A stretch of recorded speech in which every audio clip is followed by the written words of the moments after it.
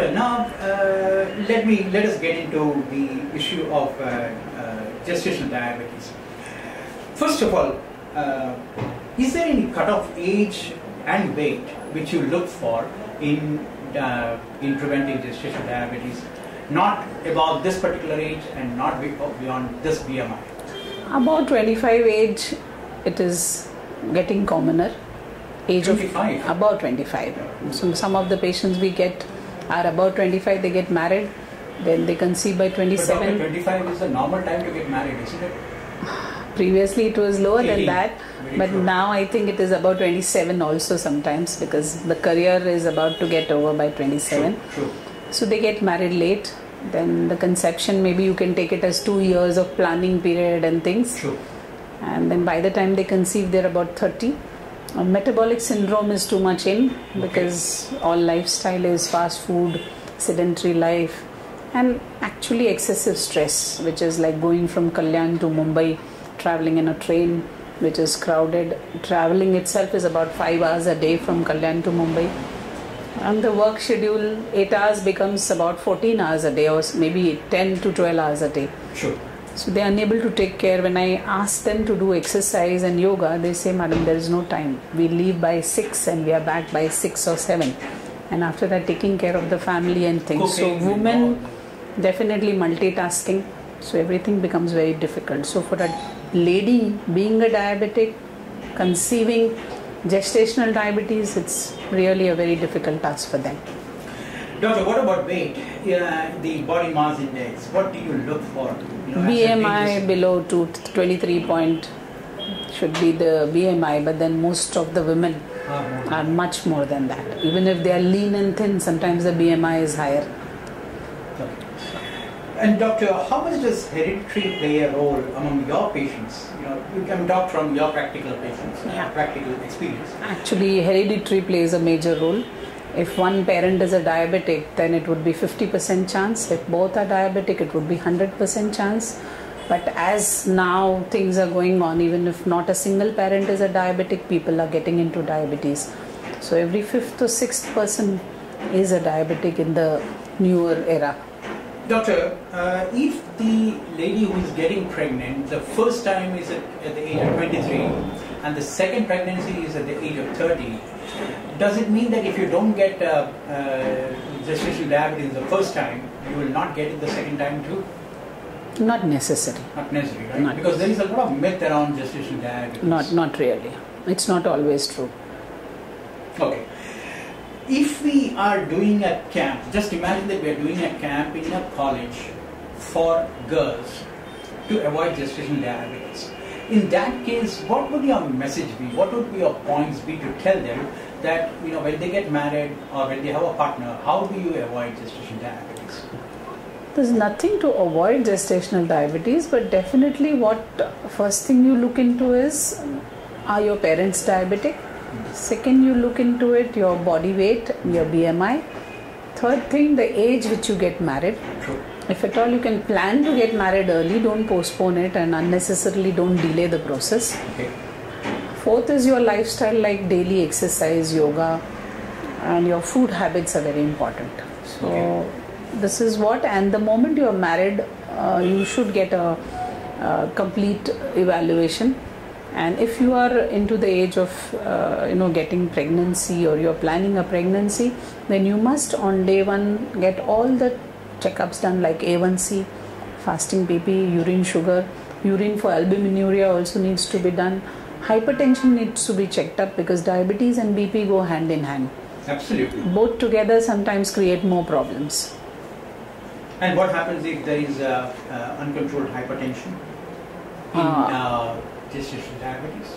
There is a chance of nephropathy, and there is a higher risk to the baby and the mother both. Because hypertension itself is a part of toxemia of pregnancy. So if you are detected a hypertensive as well as diabetic in the first trimester of pregnancy, that means you are not gestational diabetes. It is diabetes which must have been there in before term. Before planning a pregnancy, you must have been a diabetic. I mean, that's a normal diabetes. That's not a gestational diabetes. Diabetes. It's a normal diabetes. It has been ignored because you never got investigated. So only if you get diabetes in the second trimester? Yeah, then that is a gestational diabetes. Okay. Doctor, now, are there any particular symptoms that ladies should look for when they are pregnant to get suspicious about gestational diabetes? Okay. Most of the mothers are actually nowadays in the gynaec center, they have been regularly been worked up. So they are not missed. But then if a mother wants to really be very careful, first thing is she has to look out for excessive urination, excessive thirst, and nocturia. That is in the night they get up for urination. Sometimes even in pregnancy, nocturia is a common factor. But these three things cannot be taken as a gold standard. But in pregnant mothers, vulvovaginitis, that is itching in the region of the private parts and getting a white discharge sometimes, or getting it is the first presentation of diabetes. Most of the gynecologists actually check the sugars when the mother says that बार-बार खुजली हो रही है और बार-बार वहाँ white discharge आ रहा है. And then that time when they are investigated, the first thing they do is to do the sugars. And when the sugar is elevated, then they are fully investigated for fasting PP, A1C. Or second presentation could be with skin rashes all over the body. And that time the sugars are done. And so that could be one of the signs. So for a mother to be really, very cautious, she might as well do the sugar on the day 1 of pregnancy, do it every 3 monthly, and follow it up with the gynecologist as well as the diabetologist.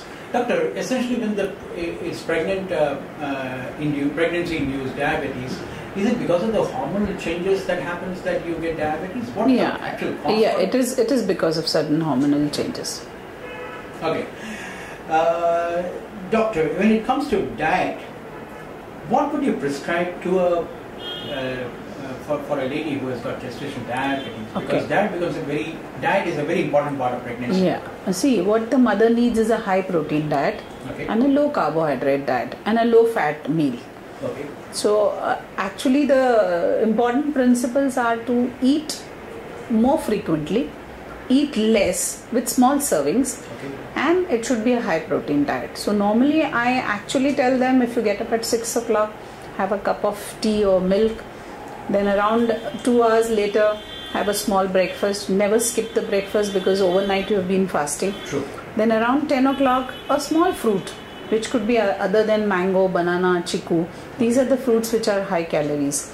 Then around 1 o'clock you have your meal, which should start with a plate of salad, clear soup without the cheese or butter or any other thing.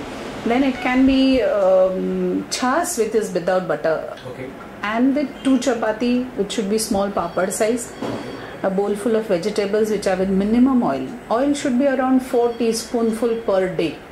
So about half liter per person per month should be the desired quota.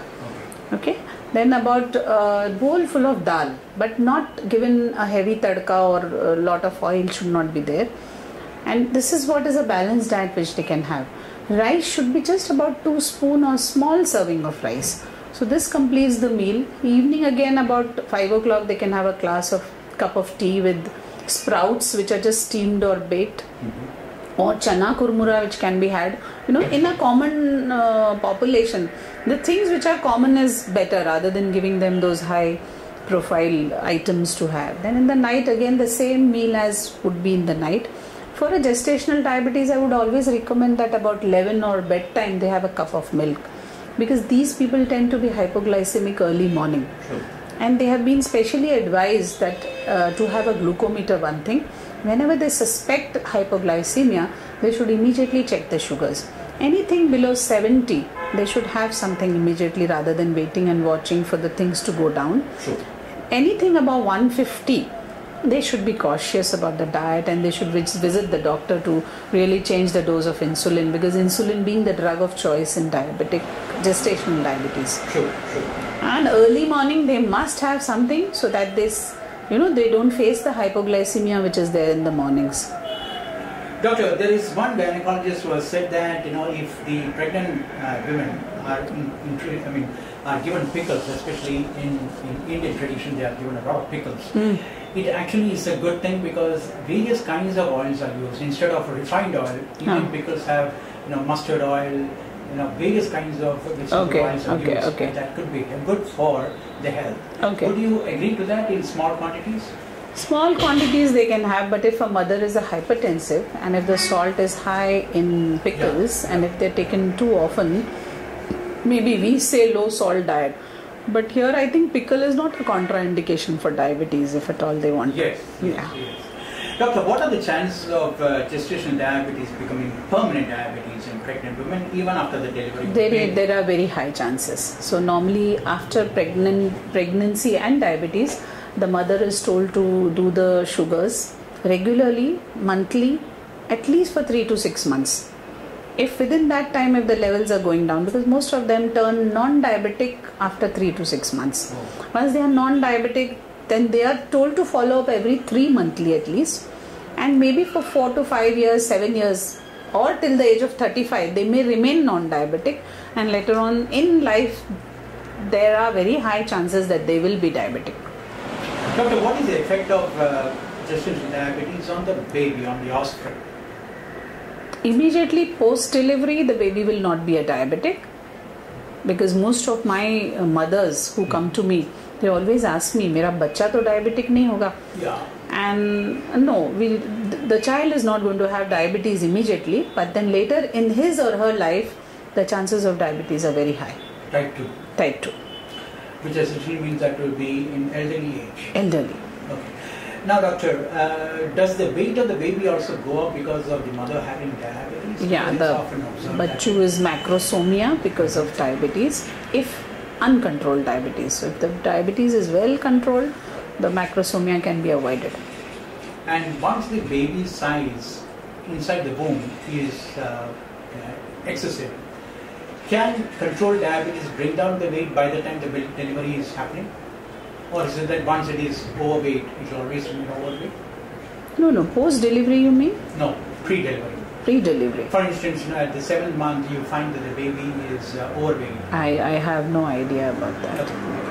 And doctor, when it comes to effect on offspring, what are the other problems that the child would face because of mother's diabetes?